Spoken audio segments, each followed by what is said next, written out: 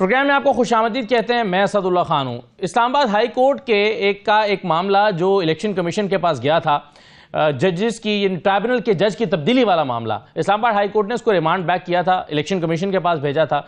Election commission ने उस पर 24 अक्टूबर को एक फैसला महफूज किया था। आज वो फैसला सुनाया गया है और फैसला ये सुनाया गया है कि जो इस्लामाबाद के तीनों हल्के हैं उनका जो ट्राइब्यूनल जज थे तारिक महमूद जहांगीरी साहब, उनको तब्दील कर दिया गया है। हालांकि यही फैसला पहले किया गया था। इस पर जस्टिस आमिर फारूक साहब ने इस पर सवालात उठाए थे और उन्होंने कहा था कि आखिर तारिक महमूद जहांगीरी साहब को क्यों तब्दील किया गया है, और फिर इस फैसले को कलअदम करार देते हुए रिमांड बैक किया था। और रिमांड बैक होने के बाद दोबारा जो इलेक्शन कमीशन का फैसला आया है वो वही है कि जज साहब को तब्दील कर दिया गया है, ट्राइब्यूनल जज को तब्दील कर दिया गया। तो इस पर एक तो हम बात करेंगे। दूसरा, इलेक्शन एक्ट 2017 में तरमीम का केस ये समाअत के लिए मुकर्रर हो गया है और कल आईनी बेंच इसकी समाअत कर रहा है। यानी इलेक्शन एक्ट में 2017 जिसकी बुनियाद पर इलेक्शन कमीशन मखसूस नशिस्त से नहीं दे रहा, और उसने सुप्रीम कोर्ट को भी लिखा था कि चूंकि अब यह एक्ट मंजूर हो चुका है, चूंकि आइन में चूंकि कानून में तब्दीली हो चुकी है, इसलिए हम अब आपके इस फैसले पर अमल दरामद कैसे करें, वजाहत मांगी गई थी और अब इसकी समाअत होने जा रही है। दूसरा, एक और जो तरमीमी बिल है वो तैयार है, साइबर क्राइम तरमीमी बिल, जिसमें फेक न्यूज़ देने वाले को 5 साल कैद और 10 लाख रुपए जुर्माना होगा। ये एक मामला जिस पर हम बात करने जा रहे हैं। और साथ ही साथ मरियम नवाज साहबा आज उन्होंने तहरीक इंसाफ पर बहुत एतराज़ात उठाए हैं अपनी तकरीर में, और उसमें कहा है कि पंजाब में कोई बाहर निकला ही नहीं है। जब लोग बाहर निकलते हैं तो उन्हें रोकना मुमकिन नहीं रहता, यहाँ तो पंजाब में कोई निकला ही नहीं है।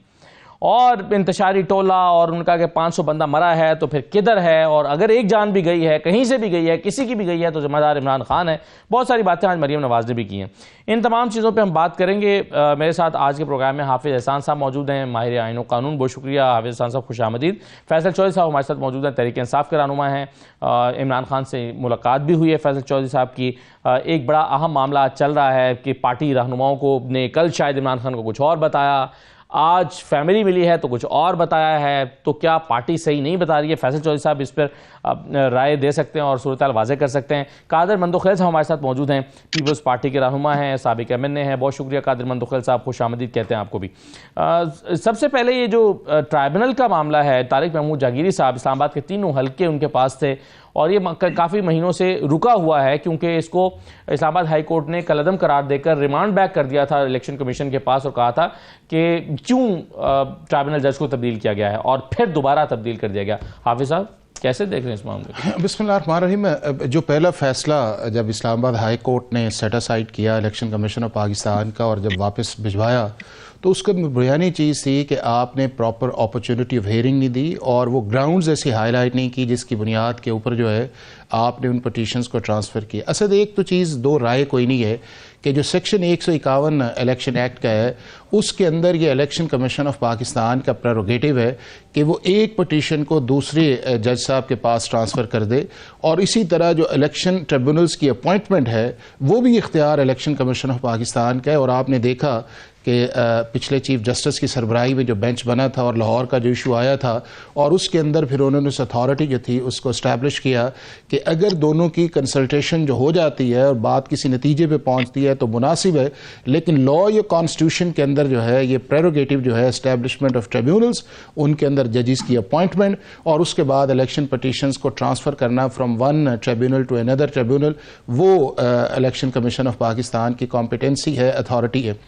अब डेफिनेटली दोबारा ये इलेक्शन कमीशन का ये मामला जो है वो हाई कोर्ट के अंदर आएगा, लेकिन एक चीज़ इसके अंदर वाज़ेह है कि हाई कोर्ट जो है वो किसी मखसूस जज को न केस ट्रांसफ़र कर सकती है ना किसी मखसूस जज को कह सकती है कि आप इन इलेक्शन पिटीशन को सुने। नहीं, लेकिन उसके लिए आपको रीजनिंग तो देनी पड़ेगी ना। देखिए एक मखसूस स्टेज पर एक केस पहुंचे और एक फरीक कहे कि नहीं जी मुझे तो इस जज पे एतमाद नहीं है, मेरा ट्राइब्यूनल आप जज को चेंज कर दें, तो क्या इलेक्शन कमीशन चेंज कर सकता है? देखें ये है कि ये वो आप सिविलाइज बात कर रहे हैं कि जब किसी मुआशरे के अंदर जो है आप जज साहब को जाके कहें कि जी अब मुझे एतराज़ है आप मेरा केस ना सुने, और वो जज जनरली नहीं सुनते उन केसेस को।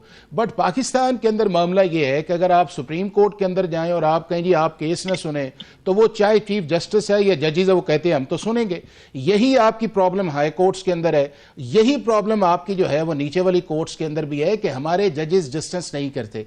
दूसरा उस वजह से एक और प्रॉब्लम भी है कि जो हमारे जजेस हैं, अब इस इलेक्शन ट्रिब्यूनल्स के अंदर जाएं तो जो जज साहब ने अपनी ऑब्जर्वेशंस दी थी या जिस तरह अपना माइंड को डिस्क्लोज किया था, वही एक ग्राउंड बनी कि जिसके अंदर दूसरी पार्टी जो है वो इलेक्शन कमीशन के पास चली गई कि ट्रांसफर ऑफ एप्लीकेशन कर दे। पॉलिटिकल कंसिडरेशन होना और बात है, और यही वो चीज सबसे ज्यादा असद किसी जज को हिंच करती है, जो उसके प्रोसेस को डिस्टर्ब करती है, कि जब आप जो हैं वो अपनी ऑब्जर्वेशंस जो हैं वो टिकर्स की सूरत के अंदर लेके आते हैं और वो टिकर्स जब मीडिया के अंदर जाते हैं तो अल्टीमेटली वो रिस्पॉन्सिबिलिटी जो है उस सारे कॉन्सिक्वेंस की उस जज की तरफ जानी शुरू हो जाती है और दूसरी साइड जो है उसको एग्रेसिव मोड के अंदर ले जाती है। अब यही जज साहब जो थे इनके पास आया था, नोटिस करने के बाद एक लॉ का जो प्रोसेस है वो करते, लेकिन जिस तरह उन्होंने उस प्रोसेस को स्पीड अप किया या जिस तरह की उनकी ऑब्जर्वेशंस आई, और वही चीजें जो है फिर दूसरी पॉलिटिकल पार्टी जो है जो उसके कैंडिडेट्स है वो उसको लेके चले गए इलेक्शन। और दूसरा मेरा ख्याल है कि एक मुनासिब बात यह भी थी कि इस्लामाबाद हाई कोर्ट के अंदर एक जज को तीनों केसेस नहीं देने चाहिए थे। ये केसेस जो थे आप डिवाइड कर देते, तो अगर एक रिटायर्ड जज को तीनों केस दे दिए जाए नहीं, असद जब ये केस दिए गए थे उस वक्त रिटायर्ड जज का कॉन्सेप्ट नहीं था। तो आगे ना, मैं आज की बात कर रहा हूं। ये तो बाद के अंदर आया है। अब ये है कि रिटायर्ड जजेस को जो है जब पाकिस्तान की सुप्रीम कोर्ट ने जो कंसल्टेशन हुई है लाहौर के चीफ जस्टिस और चीफ इलेक्शन कमिश्नर की, तो उसके अंदर जो है जो सर्विंग पे भी एग्रीमेंट हो गया और जो रिटायर्ड थे उन्होंने केसेस लॉ आपका मौजूद नहीं। जब लॉ आपका मौजूद है तो आप उसको पॉलिटिकली तो कह सकते हैं कि जी ये इस तरह नहीं आना चाहिए, बट जितनी देर तक लॉ ऑफ लैंड आपको फॉलो करना पड़ेगा। और इस सारे प्रॉब्लम के अंदर जो चीज सामने आती है वो ये आती है कि हमारी अदालतों की ऑब्जर्वेशन, हमारी अदालतों के जजेस का कॉन्डक्ट और उसके बाद जिस तरह प्रोसेस को लेके चलना होता है उन्हीं के लिए। या चले जानते हैं कि फैसल चौधरी साहब की इस पर क्या राय है। जी फैसल चौधरी साहब, ये इस पर नून लीग को एतराज था तारिक महमूद जहांगीरी साहब पर, और कहते कि गैर जरूरी जल्दबाजी कर रहे हैं, उनका मौक़िफ़ उनके बकौल सुना नहीं जा रहा था ठीक से, और फिर इलेक्शन कमीशन ने जज को तब्दील करके रिटायर्ड जज को लगा दिया था नए कानून के बाद, और फिर मामला दोबारा इस्लामाबाद हाई कोर्ट के पास आया, रिमांड बैक हुआ, फिर फैसला महफूज हुआ, 1.5 महीने बाद आज फैसला सुना दिया गया है। आपको कोई एतराज है इस पे? अपना इसमें एतराज की क्या बात है। एक बायस इलेक्शन कमीशन है जो कि हैंड इन ग्लव है पूरे इलेक्शन फ्रॉड को कवर करने में, और उन्होंने इलेक्शन से पहले जो है वो भी पीटीआई को टारगेट किया, फिर फॉर्म 47 बनाए, अभी इलेक्शन के बाद भी वो टारगेट कर रहे हैं। क्या मजाक की बात है कि एक जज का बायस जो है वो साबित किए बगैर जज से आप केस ट्रांसफर कर रहे हैं इस बुनियाद के ऊपर, और इस चीज का कोई सबूत नहीं है। 3 फैसले जज साहब ने दिए हैं, तीनों उनके हक में हैं। और एक्सपीडिशन जो है इलेक्शन एक्ट में, ये 6 महीने के अंदर ये पिटीशन डिसाइड होनी होती है, मैं 6 महीने के अंदर अंदर, और अगर इसमें जो नहीं डिसाइड होती तो यहाँ पे हर जो एडजर्नमेंट है उसमें ₹1,00,000 जुर्माना भी है। तो ये तो ऐसा अनएक्सपेक्टेड फैसला नहीं है जिसपे कोई मुझे हैरानगी हो। मैं क्योंकि खुद एक केस में आमिर मुगल साहब की तरफ से पेश भी हुआ था, तो हमें तो उन्होंने सुना भी नहीं। मैंने तो दरखास्त भी दी थी कि ये केस रीफिक्स करें, तो अनहर्ड जो है वो उन्होंने फैसला किया है। और तारिक जहांगीरी साहब के साथ तो हमारे बड़े बेहतरीन जजेस में से एक जजेस हैं, बड़े पुराने सीनियर हैं हमारे बार के, उनके साथ जो हुआ इस केस को की कॉग्निजेंस के, क्या वो हमें और आपको पता नहीं है कि 40 साल बाद उनकी डिग्रियां भी चेक की गई, उनके वो 6 जजेस में थे जिन्होंने लेटर लिखी थी। तो इस मुल्क में आज जो सबसे ज्यादा मजलूम तबका है वो तो जजेस हैं, उनके साथ हमदर्दी होनी चाहिए कि उनको पास कर दिया गया है, फतेह कर लिया गया है अदलिया को भी, और अदलिया के सुप्रीम कोर्ट में या हाई कोर्ट में किसी के पल्ले कुछ नहीं रह गया है। और यही इंसाफ की अदम फराहमी जो है जमहूरियत का कत्ल होती है। Access to justice has been denied to the public at large, all and sundry जो है they are looking towards helplessly कहाँ पे जाएं। तो ये तो कोई ऐसी चीज नहीं रहेगी आप इस फैसले को तो कोई एक्सेप्शनल फैसला होता। फैसला साहब फिर अभी क्या दोबारा इस्लामाबाद हाईकोर्ट में चैलेंज होगा इलेक्शन कमीशन का ये फैसला? देखते हैं, अगर चीफ साहब ने खुद ही सुनना है तो फिर क्या फैसला करना। वैसे इसमें डिवीजन बेंच में तो जो है वो चैलेंज हुआ हुआ ऑलरेडी, उसका फैसला होना चाहिए। और रिमांड का तो ये केस ही नहीं था, रिमांड कैसे हो सकता है? एक साइड के ऊपर जज साहब जो है वो इनके तमाम वजूहात को रिजेक्ट करते हैं, दूसरी साइड पे रिमांड बैक कर दिया। सही, ये तो ऐसे है कि पेनल्टी स्ट्रोक जाया हो गया, आपने दोबारा दे दिया। सही है, मतलब आपका कहना यह है कि जब एक तरफ आपने एतराज कर दिया, फैसला कलअदम कर दिया, फिर रिमांड बैक करने के लिए दिया, और जब रिमांड बैक के लिए दिया तो वही फैसला दोबारा इलेक्शन कमीशन ने किया है।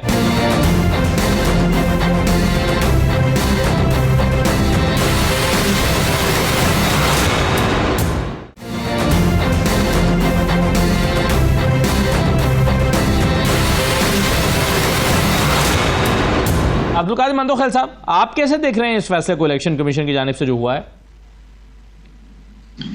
देखिए, मैं तो खुद एक मुतासरा शख्स हूँ इलेक्शन कमीशन का। 8 फरवरी को यानी 9 फरवरी को मैंने कंप्लेन दाखिल की है इलेक्शन कमीशन में। इनके दिए गए अपना व्हाट्सएप नंबर पे तमाम सबूत के साथ 25 से 30 हज़ार वोट एमक्यूएम के टप्पे लगे हुए मुस्तफा कमाल की हमारे कारकुनों ने चीने, वीडियो के साथ, सबूत के साथ, और मेरे पार्टी के सेक्रेटरी जनरल ने FIR दर्ज करने का बकायदा इलेक्शन कमीशन को कहा है कि आप RODRO के खिलाफ FIR काट दें। ये सब चीज के 8 फरवरी से आज 10 महीने पूरे हो गए, इलेक्शन कमीशन न हाँ करे न ना करे। सही है, चलिए एक और मैं इस पर भाई के सॉलिडेरिटी का इजहार करता हूँ। ठीक है, सही है। और उनके चौधरी साहब को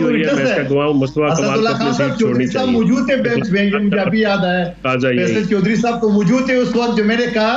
फैसल चौधरी साहब को याद है, मैंने जो वोट थे मैंने कहा ये किसके मुंह पे मारो, 25 से 30 हज़ार वोट, अगर ये जाली है तो मेरे खिलाफ FIR कर दी, असली है तो किसके मुंह पे मारा। आप मौजूद थे, मुझे अभी याद आ गया कोर्ट में।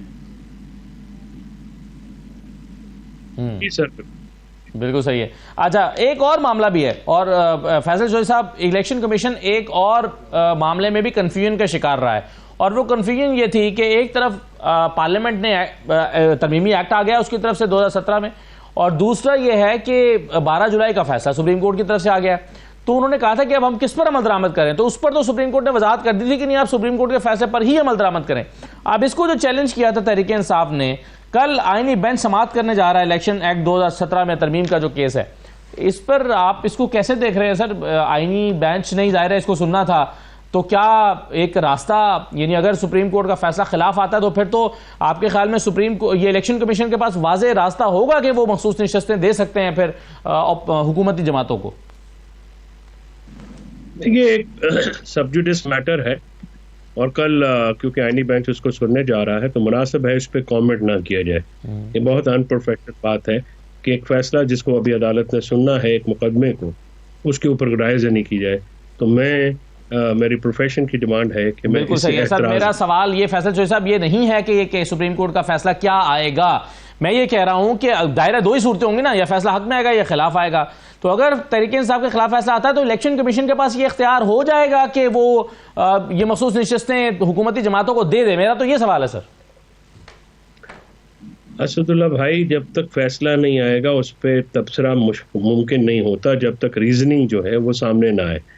रीजंस को देख के ही आप उस पर कोई तबसरा कर सकते हैं। एक चीज जिसका वजूद ही नहीं है अभी, उसको हवा में तबसरा करने का कोई वो मोतबर तरीकाकार नहीं है। बिल्कुल सही है। चले मैं एक और अंदाज में सवाल हाफिज साहब से कर लेता हूँ। हाफिज साहब, ये कितनी अहमियत का हामिल केस है? देखिए, चीज़ ये है कि इलेक्शन एक्ट के अंदर पार्लियामेंट जो है उसकी ये लेजिस्लेटिव कॉम्पिटेंसी है कि वो अमेंडमेंट कर ले जी, और कई अमेंडमेंट्स आई हैं उस चीज़ के अंदर। अब ये जो अमेंडमेंट्स थी ये आपके 4 एरियाज़ के अंदर आई थी। एक ये आई थी कि जब आपने नॉमिनेशन पेपर को आपने देना है उस वक्त आपने अपनी पार्टी एफिलिएशन जो है उसका एक प्रूफ उसके साथ देना है। दूसरा उस सीट के अंदर आई थी कि जब आप एक दफ़ा डिक्लेरेशन दे देते हैं तो आप उस डिक्लेरेशन को विड्रॉ नहीं कर सकते। तीसरा उस वक्त आया था कि जो आपका सेक्शन 94 है उसके अंदर ये है कि अगर आपका कोई इलेक्शन शेड्यूल रिज़र्व सीट्स का कोई प्रोग्राम निकलता है तो उस प्रोग्राम को जो है आपको फॉलो करना चाहिए। और फिर ये था कि आपको अपनी एफिलिएशन जो है जब आप डिक्लेयर कर दें तो आप उसको रिटर्न नहीं कर सकते।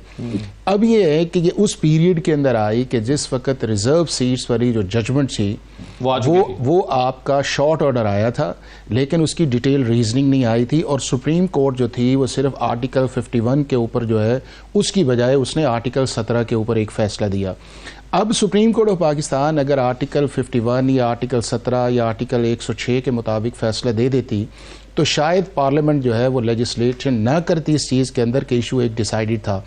जब सुप्रीम कोर्ट ने 12 जुलाई की जो जजमेंट एक वेग दी और उसके अंदर उनका सेंट्रिक पॉइंट ये था कि इनको सीट्स दी जाएं और वो सीट ऐसी पॉलिटिकल पार्टी को दी जाए ना जिसकी पटिशन थी, ना जिसकी प्रेयर थी, और ना ही उन्होंने किसी स्टेज के ऊपर इसको क्लेम किया था कि हमें दी जाएं।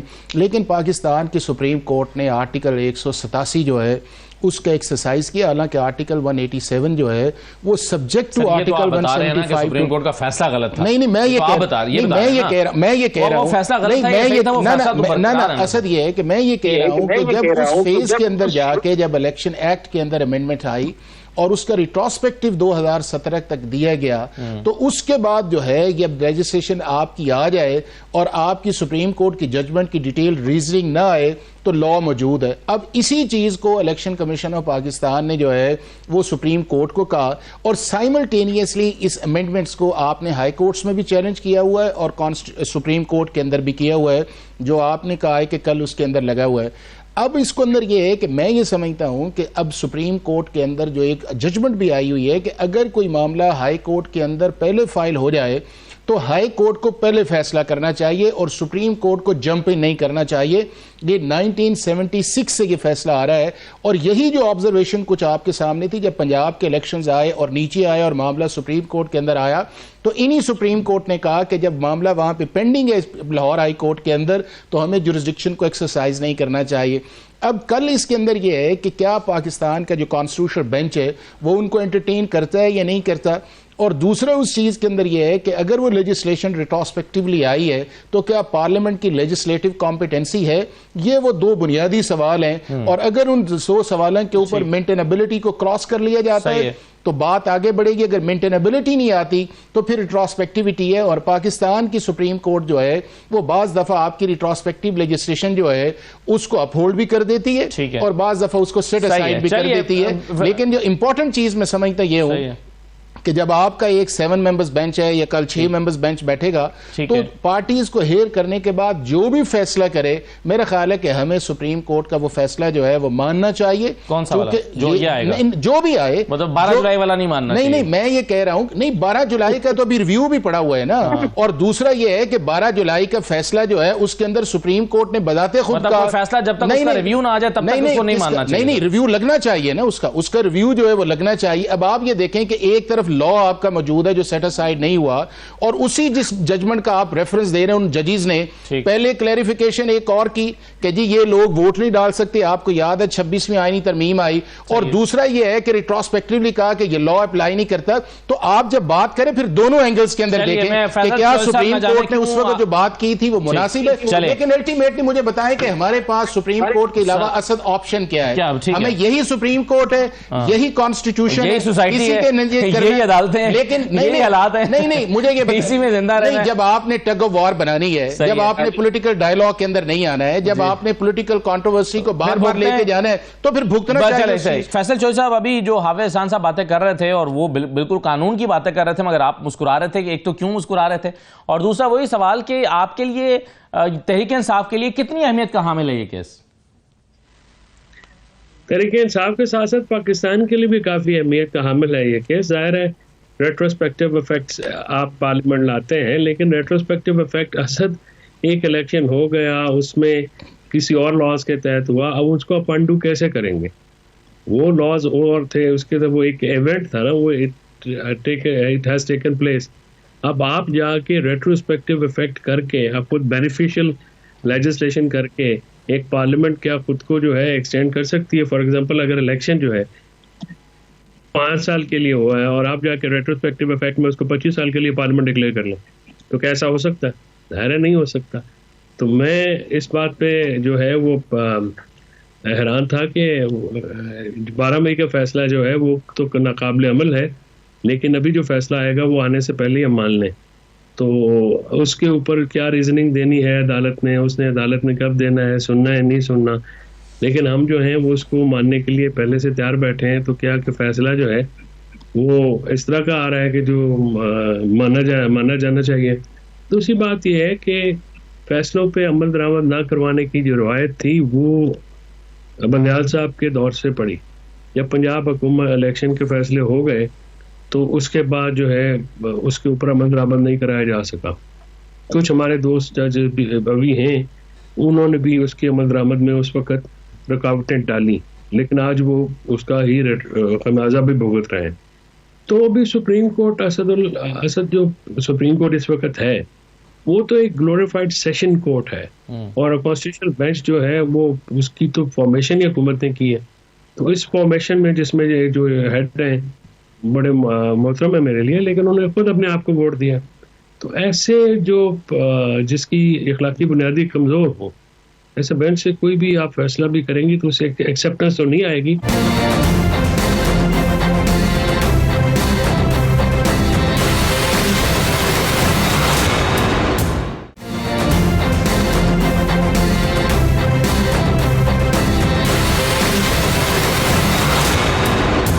बिल्कुल सही है, लेकिन एक इंपॉर्टेंट क्वेश्चन ये है मंतोखेल साहब के एक फैसला जो सुप्रीम कोर्ट से आ चुका हो, जब तक उसका रिव्यू नहीं लग के उसका फैसला आ जाएगा, क्या उस पर अमल दरामद नहीं होता? सुप्रीम कोर्ट का फैसले पर अमल दरामद तो होना ही होता है शायद। आपकी बतौर वकील क्या राय है इस पे?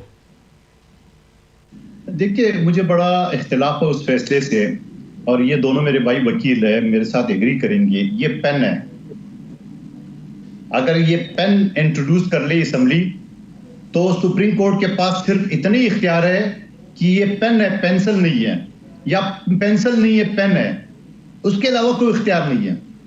ना वो अमेंड कर सकते हैं माजी की तरह जो जनरल मुशर्रफ। सर अगर मंतोखेल साहब, लेकिन सर अगर सर मेरा एक सवाल है, अगर ये पेन है और सुप्रीम कोर्ट ये कहे कि हाँ कि ये एक पेन है, और फिर उसके बाद पार्लियामेंट एक कानून बनाए और कहे कि नहीं ये पेंसिल और इसका इतलाक मैं 2021 से कर रहा हूं कि जब ये तब से ये पेंसिल ही है, तो सर ये रेट्रोस्पेक्टिव इसका इफेक्ट हो सकता है या नहीं हो सकता? देखिए बड़ा अच्छा सवाल किया आपने। आप मुझे बता दो कि एक बेंच का सरबरा, मैं नाम नहीं लूंगा, आप समझ रहे हैं, जो वो अपने चीफ जस्टिस को नहीं मानते, मैं उसकी कमेटी को नहीं मानता हूं, नहीं बैठूंगा, क्योंकि उसने फलां जज को क्यों निकाला। मैं सदर पाकिस्तान जो सुप्रीम कमांडर है उसकी ऑर्डिनेंस को नहीं मानता हूं, जो कि वज़ीर आज़म के एडवाइस पे होता है। मेरे जो नीचे दो जजेस है जिनने मुझसे इख्तिलाफ किया, आप काजी फैसल साहब का हवाला दे रहे हैं सर, जो उमर ता बंदयाल साहब के पेन से उठ के चले गए थे। अरे भाई सुन ले, आप काजी फैसल साहब का हवाला दे रहे हैं। अरे यार, जिसका भी आप नाम लेते रहो ना, मैं आपको हवाला दे रहा हूं। मैं तो आपकी बात समझने के लिए पूछ रहा हूँ जी। बिल्कुल उसी की बात करो। फिर इन्हीं बेंच ने नीचे दो जजेस के बारे में कहा कि उन्होंने पीटीआई की 80 एमएनए को धमकी दी है और उन्होंने आईन से तजावुज की है। तो क्या इस बेंच ने आईन से तजावुज नहीं की है? उन दो जजेस साहिबा ने तो ये कहा कि अगर आईन में लिखा हुआ है कि 3 दिन का टाइम है आजाद उम्मीदवारों को कोई पार्टी में शमूलियत का, आप 15 दिन दे रहे, वो भी वर्किंग डेज, हफ्ता इतवार मिला के तो 19 दिन बन जाता है। क्या आपने आईन से तजावुज नहीं किया? फिर जब इस चीज को क्लियर करने के लिए असेंबली वापस बैठी, सर जोड़ के दोबारा कानून साजी उसमें किए, उसमें जो अमेंडमेंट थी वाज़ेह कर दिए कि बाबा ये पेन है, पेंसिल नहीं है। तो उसके बाद उस फैसले पे अमल कैसे होगा? मुझे एक बात बता दें। नंबर एक बात। दूसरी बात ये, अब तो आईनी बेंच अलग बन गया, अब तो उन जजेस ने भी फैसला नहीं करना है, अब तो रिव्यू सुनने का भी इनके पास इख्तियार नहीं है मेरे हिसाब से, क्योंकि ये टोटल मामला आईनी बेंच में आएगा। तो आईनी बेंच जो फैसला आएगा वही हरफ आखिर होगा। वाज़ेह हो गया?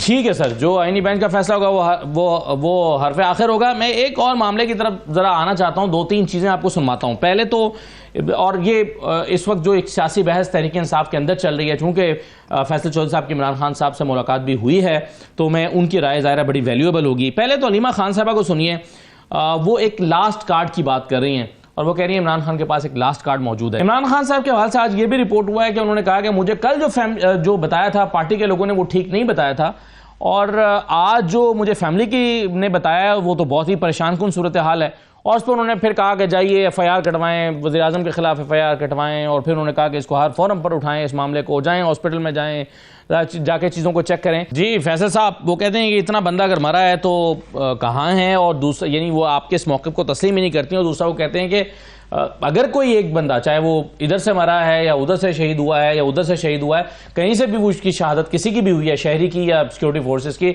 तो उसके ज़िम्मेदार तो इमरान खान है।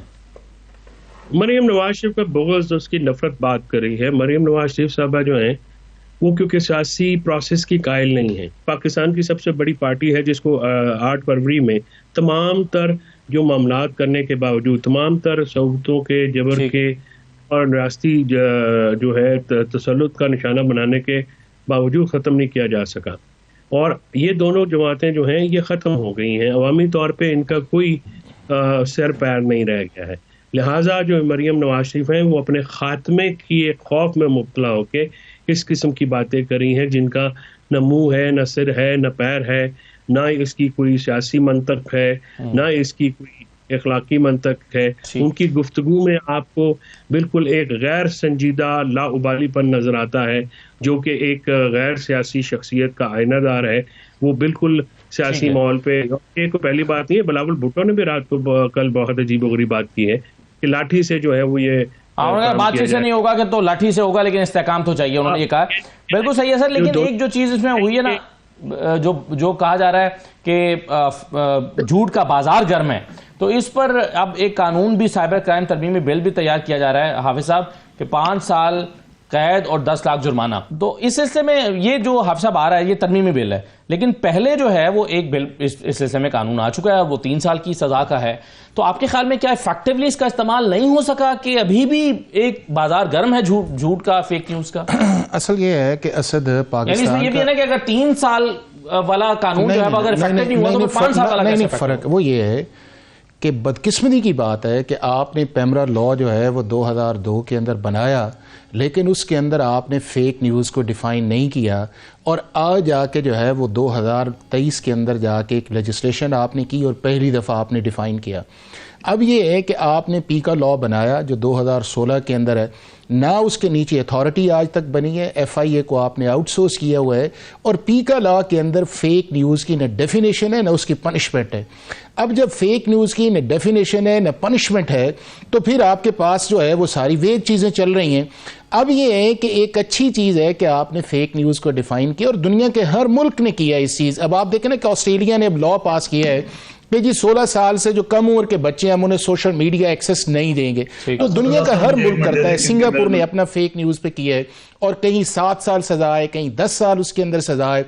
तो बरतानिया के अंदर ये है, अमेरिका के अंदर नहीं है। एक सवाल इसमें बड़ा इंपॉर्टेंट सर ये है ना कि अगर एक तरफ तो हम ये कानून बना रहे हैं फेक न्यूज को कंट्रोल करने के लिए, लेकिन दूसरा इसके लिए जो तरीका मंदो खैल साहब इस्तेमाल किया जा रहा है वो किया जा रहा है इंटरनेट की बंदिश के जरिए। यानी कानून मौजूद है और आपको इंटरनेट बंद करना पड़ा फेक न्यूज रोकने के लिए, तो फिर इसका मतलब है कि कानून काम नहीं कर रहा। देखिए मैं आपको 1 मिनट मुझे दे दें, मैं पिछले जो लास्ट फाइनल कॉल के बाद वो कहता है ना फिल्में जो आती है ना कि पेश खिदमत है फाइनल कॉल के बाद लास्ट कार्ड, ये लास्ट कार्ड के बाद मैं सोच रहा थी देर जो आपका सवाल कर रहा था कि अब उसके बाद क्या होगा, ये कोई ना कोई तरह शोशार डालेंगे। लेकिन मैं बताऊं जो गौर खान मिले थे इमरान खान साहब से, उन्होंने कहा कि खराज तहसीन पेश करते हैं हम लोगों को जो इतने बड़ी जुलूस लेके आए। तो मेरे ख्याल में ये इमरान खान साहब के पास जो दूसरे लोग मिले तो मेरे ख्याल में वो खराज तहसीन वाला कॉल तो वापस लिया होगा इमरान खान साहब ने, और बुशरा बीबी की बात के ऊपर उसने स्टे किया होगा, ठीक है। दूसरी बात जो आप बात कर रहे हो कि यकीनन ये हुकूमत की नाइली है, जहां मैं अगर आपको बता दूं कि साइबर एक्ट 2016 में यूनिवर्सिटी में भी पढ़ाता रहा, मुझे एक एक शिक याद है। लेकिन अब बताओ अगर मैं कराची का मिसाल दूं, या 110 थाने और एक साइबर क्राइम का सेंटर है, तो आप मुझे बता दो कि 4 करोड़ की आबादी का शहर एक जो सेंटर है उस पर कैसे होगा।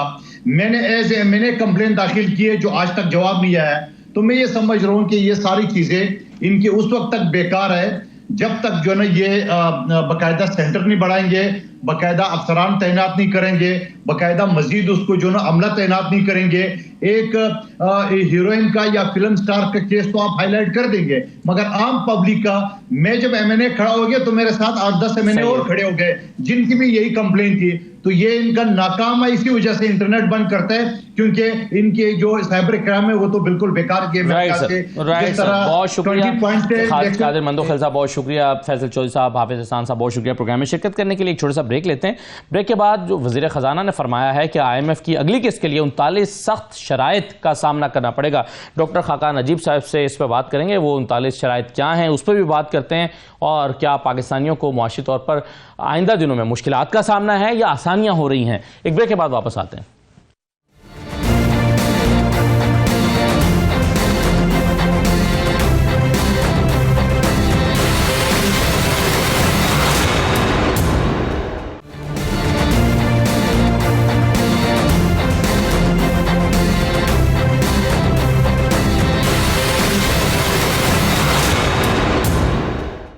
ब्रेक के बाद आपको दोबारा खुशामदीद कहते हैं। वज़ीर ख़जाना ने बताया है कि IMF की 39 नई शराइत हैं या सख्त शराइत हैं जिनका पाकिस्तान को सामना करना पड़ेगा अगली किस्त के हुसूल से पहले।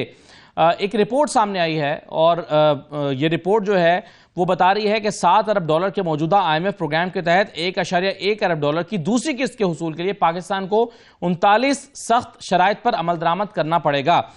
IMF शराइत में सिविल अफसरान और फैमिली के असासाजात को फरवरी 2025 तक डिक्लेयर करने और टैक्स एमनेस्टी या टैक्स मराहत न देने के मुतालबात शामिल हैं।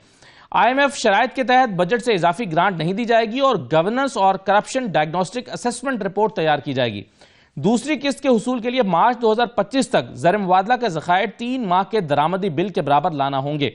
IMF का मुतालबा है कि वर्किंग दिनों में ओपन मार्केट और इंटरबैंक मार्केट में एक्सचेंज रेट में 1.25% से ज्यादा का फर्क नहीं होना चाहिए। शराइत के तहत सरकारी गारंटीज का हजम 5600 अरब से जायद ना होने और बेनजीर इनकम सपोर्ट प्रोग्राम के तहत टोटल रकम का हजम 599 अरब रुपए से जायद ना करने का कहा गया है। IMF का मुतालबा है कि हुकूमत मरकजी बैंक से बोरोइंग नहीं करेगी। IMF शराइत के तहत सेहत और तालीम पर अखराजात जो हैं वो 2863 अरब रुपए तक करने और रवा माली साल 12,913 अरब का टैक्स हदफ हासिल करना होगा। IMF की शराइत के तहत ताजरों से 50 अरब का टैक्स भी जमा करना होगा और IMF का मुतालबा है कि टैक्स रिफंड्स की मद में बकाया जात 24 अरब से जायद ना हो और पावर सेक्टर के बकाया जात 417 अरब से जायद ना हो। इस सूरत हाल पर हम बात करेंगे। हमारे साथ डॉक्टर खाकान नजीब साहब मौजूद हैं, माहिर मुआशियात। बहुत शुक्रिया डॉक्टर साहब, खुश आमदीद। डॉक्टर साहब, क्या पाकिस्तान को कड़ी शराइत का सामना है दूसरी किस्त के हुसूल के लिए? असद, एक तो बात यह है कि मेरी और आपकी जब भी बात हुई है और मैंने ये हमेशा मेंटेन किया है कि पाकिस्तान को इस वक्त IMF के बगैर चलाना प्रूडेंट पॉलिसी मेकिंग नहीं है। और इसका जो आप कह सकते हैं अहाता है वो हम इस तरह करते हैं कि प्रोग्राम होता है IMF के साथ इंगेजमेंट के बाद आपको आज एक मैक्रो स्टेबिलिटी मुल्क में दिखाई दे रही है, जिसका मतलब है कि अफरात ज़र कम हुई है, पाकिस्तान के रिजर्व्स बढ़े हैं, पाकिस्तान का बैरूनी खसारा संभला है और कुछ फिजिकल डिसिप्लिन यानी कि मालियाती निज़ाम में बेहतरी जो है वो आई है। ये सब जो है is a result of the engagement with the fund, plus जो बाहर के लोन्स हैं वो रीशेड्यूल भी हुए और कुछ नए आना शुरू हुए। तो बिलीव कीजिए कि ये मस्ट है अगले 1.5 से 2-2.5 साल जब भी प्रोग्राम का जो 3 साला टेन्योर है वो पूरा करना।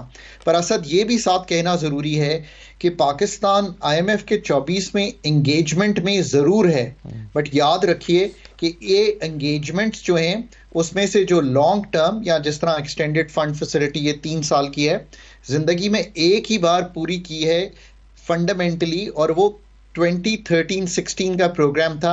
ये बात मुझे इसलिए मालूम है कि वो मैंने एंकर किया है उस कोर टीम के साथ जिसने ये प्रोग्राम कंप्लीट किया। हम बाहर आ जाते हैं ऐसी ही मुश्किलात में जिसका आपने अहाता किया है अभी। देखिए IMF का जो प्रोग्राम है, एक तो ये है कि programme design you have to get it right, और उसके लिए जो भी अथॉरिटीज़ हों, पाकिस्तान हो, श्रीलंका हो, अर्जेंटीना, जहाँ जहाँ प्रोग्राम चल रहे हैं, always I have said get your team together so that आप जो टारगेट्स ही उनके साथ एग्री करें वो डुएबल हों, जो आप उनके साथ बेंचमार्क्स बनाएं जिनको स्ट्रक्चरल बेंचमार्क्स कहते हैं, प्रायर एक्शंस बनाएं, वो स्ट्रक्चरल कंडीशनैलिटीज ऐसी हों जो आप पूरी कर सकें, और जो क्वांटिटेटिव परफॉर्मेंस क्राइटेरिया हैं वो भी ऐसे तय करें कि आपने मॉडल किया हो कि आपकी इकोनॉमी उन पे डिलीवर करेगी, और फिर सारा जो आप MEFP है वो ध्यान से लिखें। आई थिंक जो पाकिस्तान का प्रोग्राम है इस वक्त, आई थिंक कि थोड़ा सा, जब जून का प्रेशर था, बजट भी था, प्रोग्राम में भी जाना था, ये थोड़ा सा हेस्ट में बना। हम एक जायजा ले लेते हैं अमूमी तौर पर कि कहाँ खड़े हैं। देखिए, आपने इस दिसंबर तक 6009 अरब रुपए FPR की मद में पूरे करने हैं। अभी अगर आप पहले ही 5 माह का जायजा लें तो 340 अरब का शॉर्टफॉल तो वहीं पे दिखाई दे रहा है इन 6009 में।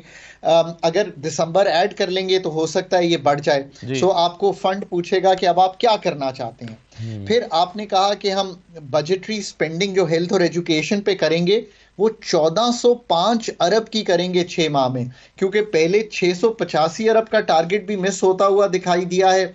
सो क्या आप इसको पूरा कर पाएंगे?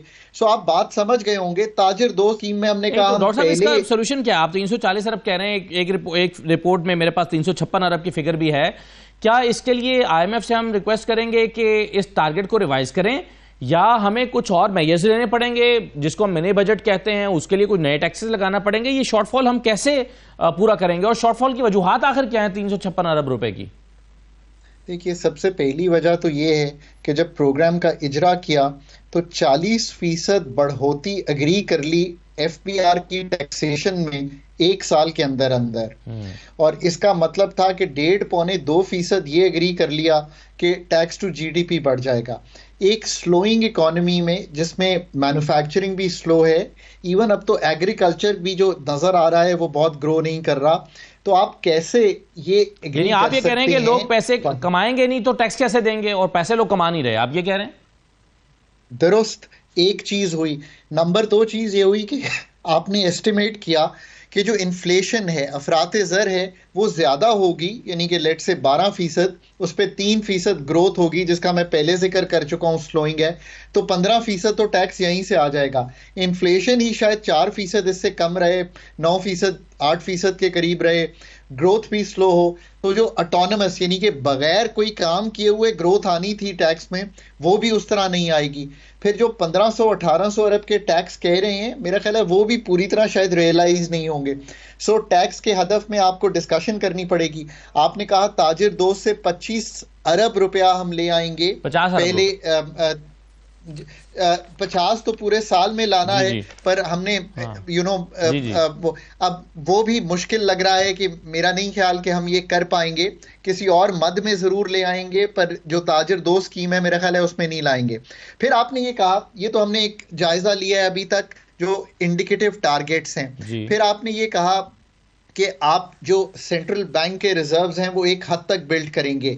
मैं श्योर नहीं हूं कि आप नेगेटिव 12 अरब डॉलर का कह चुके हैं उन्हें। ये एक NIR होता है, नेट इंटरनेशनल रिजर्व्स अभी भी नेगेटिव हैं पाकिस्तान के, हो सकता है मीट हो जाएं, लेट्स सी के उस पे हम कहाँ खड़े होते हैं। सो ये सारी फिर गारंटीज जो गवर्नमेंट ने दी हुई हैं, पर ऐसा लग रहा है जो अब कल की ब्रीफिंग नेशनल असेंबली में हुई है और जो अथॉरिटीज ने जितना भी इसमें पब्लिक हुआ है कि number of these targets remain unmet. अब आप आगे आइए, आपने एक स्ट्रक्चरल बेंचमार्क उनके साथ तय किया।